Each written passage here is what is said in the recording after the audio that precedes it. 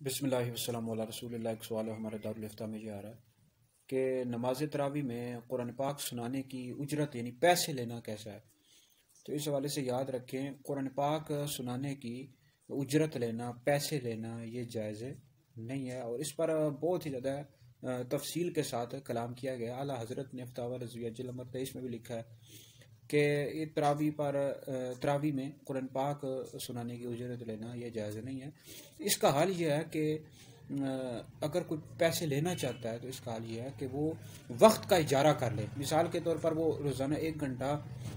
تراویح پڑھائے گا تو اس وقت کے پیسے لے، یعنی پہلے سے ہی طے کر لے کہ جناب میں 1 گھنٹہ یا 1.5 گھنٹہ جتنا بھی ہو میں تراویح پڑھاؤں گا، اور وہ جو وقت ہے وہ وقت جو میں دے رہا ہوں اس وقت کے پیسے لوں گا، تو پھر اس طرح وہ کر سکتا ہے اور